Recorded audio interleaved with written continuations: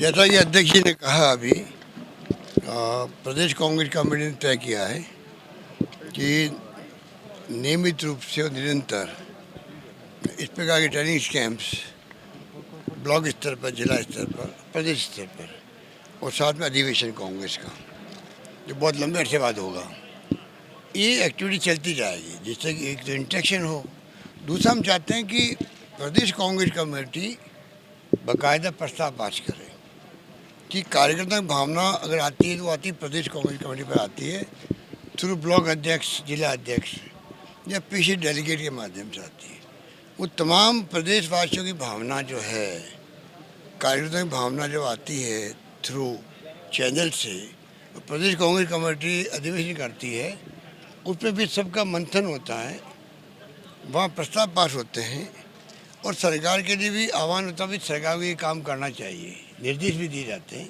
यह प्रस्ताव का मतलब ही निर्देश हो गया एक प्रकार से, क्योंकि सरकार कांग्रेस की है।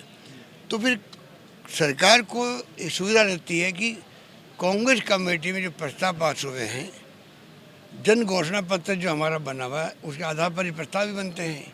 वो पूरा कैसे हो, उसके अकॉर्डिंग टू फिर बजट पेश होते हैं, उसके अकॉर्डिंग टू फैसले होते हैं, उसके अकॉर्डिंग स्कीमें आती है।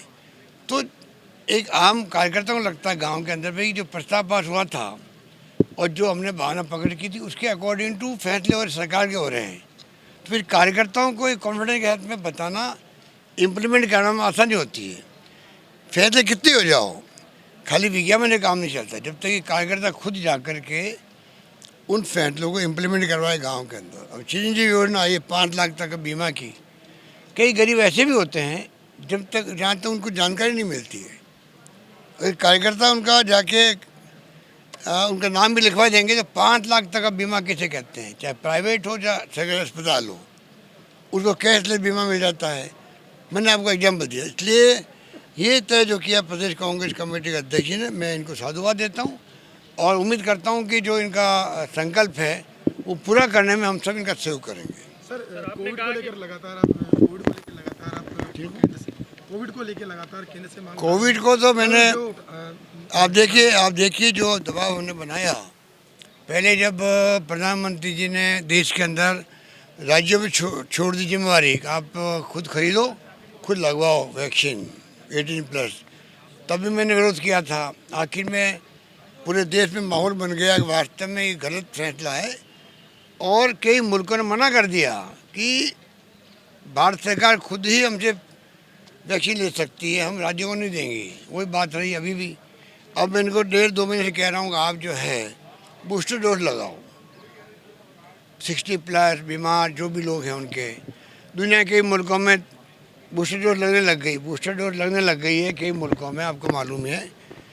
और कई मुल्कों में बच्चों को लगने लग गई है, 5 साल तक बच्चों को लगने लग गई। तो हमने कल ही मांग करी थी कि बच्चों को भी लगे, बूस्टर डोज लगे। कल प्रधानमंत्री जी ने घोषणा करी तो हमें खुशी है कि चलो कम से कम हमारी बात को उन्होंने स्वीकार किया कि बहुत ज़्यादा ज़रूरी है, क्योंकि तीसरी लहर जो आने की संभावना बनती जा रही है।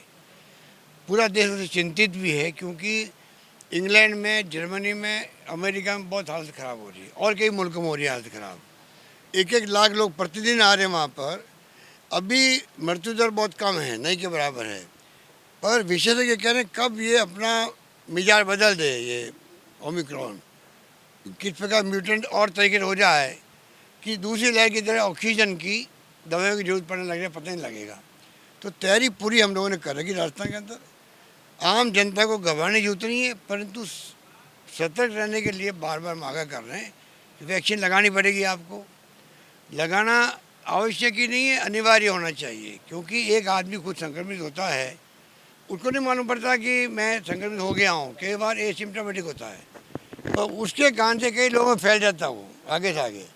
इसलिए कानून भी कहता है कि आपको ऐसे वक्त में आगे आके जो सरकार के फैसले को मानना चाहिए। तो एक तो ये वैक्सीन लगाने की बात है। दूसरी बात है आपका ये, आपका मास्क जो है, डिस्टेंसिंग है, इसको मेंटेन करना चाहिए।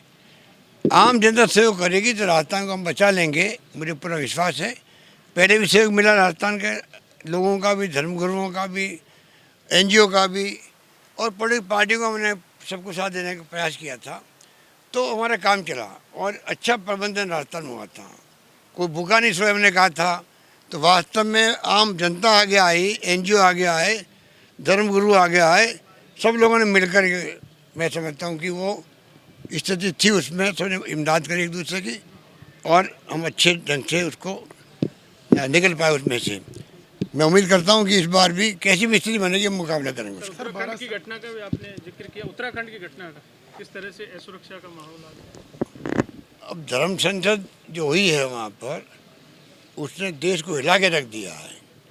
कोई मामूली बात नहीं कि हमारे साधु संत जिनका हम सम्मान करते हैं वो ये भाषा काम लेंगे धमकाने वाली और हिंसा वाली भाषा काम लेंगे। ये हिंदुस्तान की संस्कृति संस्कार के खिलाफ है। हमारे मुल्क में तो सदियों से भगवान महावीर हो चाहे बुद्ध हो, उसे लगा करके महात्मा गांधी तक ने सत्य की बात करी, अहिंसा की बात करी।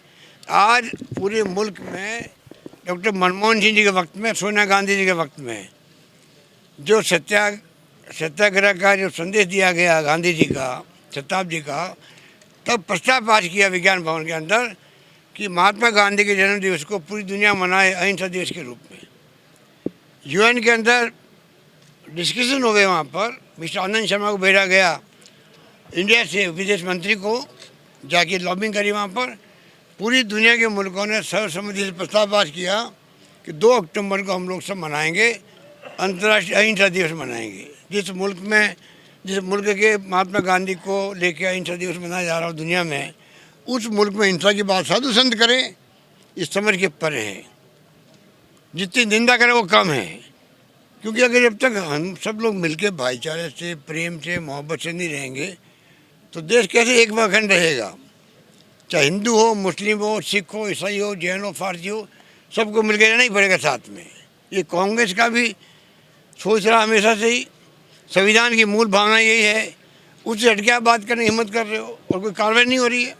प्रधानमंत्री चुप हैं, मुख्यमंत्री चुप बैठे हुए हैं, गृह मंत्री कुछ बोल नहीं रहे हैं, एक्शन क्यों नहीं हो रहा है? ओके।